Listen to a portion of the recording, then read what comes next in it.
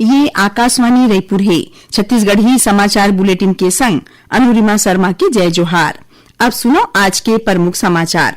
राष्ट्रीय कृषि सम्मेलन रबी अभियान रखे गए है काली 15 सितंबर ले नई दिल्ली में 2 दिन वाले इस सम्मेलन के पगड़ैती कृषि और किसान कल्याण मंत्री शिवराज सिंह चौहान करही। रेलवे हा राजिम रायपुर मेमू ट्रेन सेवा ला मंजूरी दे दे है। मुख्यमंत्री हा ए मेमू ट्रेन ला 18 सितंबर के बिहनिया 11 बजे हरा झंडी दिखा के पठोही राजिम ले रायपुर बर। और आज हिंदी दिवस हरे। ए मौका में केंद्रीय गृह मंत्री अमित शाह गुजरात के गांधीनगर में हिंदी दिवस और 5वां अखिल भारतीय राजभाषा सम्मेलन में होइन शामिल। अब समाचार विस्तार ले। राष्ट्रीय कृषि सम्मेलन रबी अभियान काली 15 सितंबर ले नई दिल्ली में रखे जाही। 2 दिन वाले ए सम्मेलन के पगड़ैती कृषि और किसान कल्याण मंत्री शिवराज सिंह चौहान करही। समारोह के माध्यम ले देश के कृषि विशेषज्ञ, वैज्ञानिक और नीति निर्माता रबी फसल के चुनौती मन पर गोठबात करही। ए सम्मेलन में छत्तीसगढ़ के कृषि मंत्री राम विचार नेताम घलो शामिल हुई। सम्मेलन में श्री नेताम प्रदेश में किसान मन के हित में ले गए निर्णय, नीति और विकास काम मन के संगे केंद्र और राज्य सरकार डहार ले चलत योजना मन के प्रगति बारे में जानकारी दी ही। इस सम्मेलन में देश भर के कृषि विशेषज्ञ, वैज्ञानिक, नीति निर्धारक और राज्य मन के प्रतिनिधि आही। रेलवे हा राजिम रायपुर मेमू ट्रेन सेवा ला मंजूरी दे दे है। ये ट्रेन हा 18 सितंबर ले नवा ब्रॉडगेज रेल लाइन में रायपुर ले नवा रायपुर और अभनपुर होवत राजिम तक चलही। मुख्यमंत्री विष्णुदेव साय हा ए मेमू ट्रेन ला बिहनिया 11 बजे हरा झंडी दिखा के राजिम ले रायपुर वर पठोही। रेलवे हा मेमू ट्रेन सेवा के टाइम टेबल घलो जारी कर दे है। ये ट्रेन के स्टॉपेज मंदिर हसौद, सीबीडी, केंद्रीय, अभनपुर, मानिकचौरी और राजिम में रही। राजिम के ब्रॉडगेज नेटवर्क ले जुड़े ले ए क्षेत्र में रेल सहूलियत बढ़ी। संगे धार्मिक और पर्यटन के दृष्टि ले राजिम के पहुंचा बड़का शहर मन तक होही। रायपुर रेल मंडल के अपर मंडल रेल प्रबंधक बजरंग अग्रवाल और वरिष्ठ मंडल वाणिज्य प्रबंधक अवधेश कुमार त्रिवेदी हा काली राजिम स्टेशन पहुंच के पार्किंग और अवैयमन के अवैजवी के व्यवस्था बारे में जायजा लीन। मुख्यमंत्री विष्णुदेव साय के उपस्थिति में जसपुर जिला प्रशासन और विज्ञान भारती बीच एक समझौता ज्ञापन पर दस्तखत करे गए है। इस समझौता के उद्देश्य जिला के पढ़ैया लइका मन में वैज्ञानिक दृष्टिकोण ला बढ़ावा देना और ओमन ला विज्ञान और टेक्नोलॉजी ले जोड़ना है। ए पहल ले स्कूल मन में विज्ञान शिक्षा ला बढ़ावा दे खातिर कई ठिन कार्यक्रम चलाए जाही। कार्यक्रम में बोलत मुख्यमंत्री हा कहिन कि ये समझौता हा जिला के पढ़ैया लइका मन बर नवा मौका दिही। ओमन यहू कहिन कि जसपुर जिला प्रशासन और विज्ञान भारती के ये संघरा प्रयासा न केवल स्कूली पढ़ाई लिखाई ला मजबूत बनाही, भलुक पढ़ैया लइका मन ला विज्ञान और नवाचार के दुनिया में नवा उड़ान देही। राज्य के पुलिस महानिदेशक अरुण देव गौतम बीते 11 सितंबर के सुरक्षा बल मंडहार ले चलाए गए नक्सल ऑपरेशन में शामिल जवान मन ले मिले बर आज गरियाबंद पहुंची। ए दौरान ओमन जवान मन ले नक्सल ऑपरेशन पर चर्चा करीन। ओमन जवान मन के सफलता ऊपर बधाई देत कहिन कि बिना कोनो नस्कान के अतका बड़ सफलता हा सुरक्षा बल मन के सटीक रणनीति पाए के ही मिले है। ए मौका में एडीजीपी विवेकानंद सिन्हा और रायपुर रेंज के आईजी अमरेश मिश्रा घलो मौजूद रही। यहाँ ये बता दें कि गरियाबंद जिला के मैनपुर इलाका में बीते 11 सितंबर के सुरक्षा बल मन संग होए मुठभेड़ में करीबन 1 करोड़ रुपया के इनामी माओवादी कमांडर समेत 10 जन माओवादी मारे गए रहीस। युक्तिकरण के बाद कार्यभार ग्रहण नहीं करैया और काम में लापरवाही बरतैया शिक्षक मन पर कार्रवाई शुरू हो गए है। यही कड़ी में कोरबा जिला के 4 जन शिक्षक मन ला सस्पेंड कर दे गए है। उन्हें कई जन शिक्षक मन ला कारण बताओ नोटिस जारी करत उनकर 2 महीना के वेतन रोक दे गए है। संगे जिला शिक्षा अधिकारी हा ए शिक्षक मन ला तुरतेज आवंटित करेगे स्कूल मन में उपस्थिति देके लइका मन ला पढ़ाई के निर्देश दे है। छत्तीसगढ़ी समाचार बुलेटिन आप मन आकाशवाणी रायपुर ले सुनत हाओ।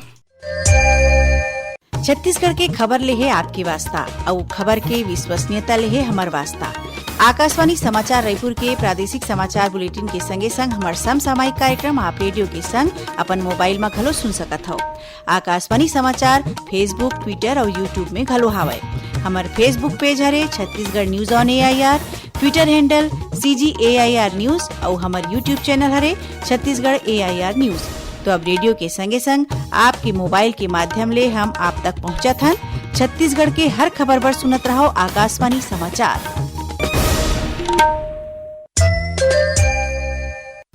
अब आगू बढ़ो बाँचे समाचार डहार। आज हिंदी दिवस हरे। ए मौका में केंद्रीय गृह मंत्री अमित शाह गुजरात के गांधीनगर में हिंदी दिवस और 5वां अखिल भारतीय राजभाषा सम्मेलन में शामिल हुईन। सम्मेलन में बोलत श्री शाह हिंदी ला और सरल बनाए बर कीहिन और एकर संग में क्षेत्रीय भाषा मन के चिन्हारी ला बढ़ावा दे के अपील करीन। ओमन लोगन मन ले मातृभाषा के सम्मान करत हिंदी के समर्थन करे बर घलो आरो दिन। गृह मंत्री हा कहिन कि केंद्र सरकार हा हिंदी ला ज्यादा ले ज्यादा मनखे तक पठोए बर सारथी मंच और हिंदी शब्द सिंधु कोश के शुरुआत करे है। श्री शाह कहिन कि हिंदी ला विज्ञान, टेक्नोलॉजी, न्याय और पुलिस के भाखा घलो बनना होही। गृह मंत्री हा भरोसा जतईन कि बछर 2029 तक हिंदी शब्द सिंधु कोश दुनिया के सबले बड़का विश्व कोश बन जाही। गृह मंत्री हा माता पिता मन ले घर में मातृभाषा ला अपनाए के अपील घलो करीन। मुख्यमंत्री विष्णुदेव साय आज जसपुर जिला के देवबोरा, केरे, दनगरी, छिछली और घोघरा गांव मन में होम स्टे योजना के शुभारंभ करीन। ए मौका में मुख्यमंत्री हा कहिन कि होम स्टे नीति हा पर्यटन ला नवा चिन्हारी देही, संगे उन्हें के जवान लइका और समुदाय मन बर रोजगार के संगे उद्यमशीलता के मौका घलो दीही। ए मौका में ट्रेनिंग पाए पर्यटन मित्र मन ला प्रमाण पत्र बांटे गिस।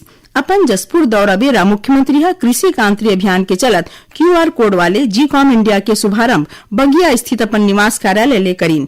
कृषि क्रांति अभियान के उद्देश्य किसान कॉल सेंटर, एग्रीबीड और बाजार व्यवस्था ला सरल बनाना है। ए मौका में झारखंड के पूर्व मुख्यमंत्री अर्जुन मुंडा घलो मौजूद रहीन। प्रदेश के सबो जिला व्यवहार न्यायालय मन में काली राष्ट्रीय लोक अदालत राखे गे रहिस। ए लोक अदालत में 47 लाख ले ज्यादा के मामला के निपटारा आपसी सहमति ले करेगिस और 7 अरब 39 करोड़ रुपया ले ज्यादा के राशि के अवार्ड पारित हुईस। उन्हें रायपुर में 9,37,000 मामला के निराकरण करेगिस। इमा सबले ज्यादा 7,81,000 मामला राजस्व विभाग ले संबंधित रहिस। बीजापुर जिला के उल्लूरऊ चिल्ला मरका गांव में सुरक्षा बल मन के मदद ले नवा सुरक्षा और जन सुविधा कैंप के स्थापना करेगे है। ए गवई मन में सुरक्षा कैंप बने ले वहां के रहवैया मन ला स्वास्थ्य, शिक्षा, बिजली और पिए के पानी के संगे PDS दुकान सन सहूलियत मिलही। ए कैंप ला नियत निल्लानार योजना के तहत स्थापित करेगे है। जिला में अब तक 36 ठी नवा सुरक्षा कैंप स्थापित करे जा चुके हैं।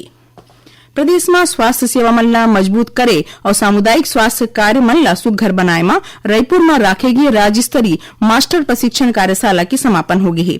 8 ले 13 सितंबर तक राखे गए। ए कार्यशाला में मितानिन कार्यक्रम के कार्यक्रम समन्वयक, जिला समन्वयक और एरिया कोऑर्डिनेटर समेत 36 जन प्रतिभागी शामिल हुई। ए कार्यशाला के उद्देश्य मास्टर ट्रेनर तैयार करना है जो आगे चल के ब्लॉक और जिला स्तर में ट्रेनिंग दी, जेखर ले सामुदायिक स्वास्थ्य सेवा ज्यादा प्रभावी बनी। केंद्र सरकार डहार ने GST के दर में करेगे सुधार के फायदा कई ठीन क्षेत्र मन के संगे करदाता मन ला घलो मिलही। उप मुख्यमंत्री और गृह मंत्री विजय शर्मा हकीन के GST में करेगे सुधार मन ले इनकम टैक्स जमा करे के सिस्टम पहली ले और सुघर होही। अब थोरकुन समाचार सारमा बलरामपुर जिला के 26 जन जवान लइका मन का चयन अग्निवीर बर हो है। ए जवान लइका मन आज रायपुर में मुख्यमंत्री विष्णुदेव साय ले मुलाकात करीन और उप मुख्यमंत्री अरुण साव जांजगीर नेला नगर पालिका और चापा नगर पालिका में 19 करोड़ 53 लाख रुपया ले ज्यादा के लागत के कई ठीन विकास काम मन के भूमि पूजन और लोकार्पण करीन। आखिर में प्रमुख समाचार एक घाव फेर। राष्ट्रीय कृषि सम्मेलन रबी अभियान राखे गए है काली 15 सितंबर ले नई दिल्ली में। 2 दिन वाले सम्मेलन के पगरेती कृषि और किसान कल्याण मंत्री शिवराज सिंह चौहान करही। Railway Rajim Raipur MEMU train सेवा ला मंजूरी दे दे है। मुख्यमंत्री ए मेमू ट्रेन ला 18 सितंबर के बिहनिया 11 बजे हरा झंडी दिखा के पठोही राजिम ले रायपुर बर। और आज हिंदी दिवस हरे। ए मौका में केंद्रीय गृह मंत्री अमित शाह गुजरात के गांधीनगर में हिंदी दिवस और 5वां अखिल भारतीय राजभाषा सम्मेलन में हुई शामिल। एक संग छत्तीसगढ़ी समाचार बुलेटिन इहे सिरावत है। जय जोहार।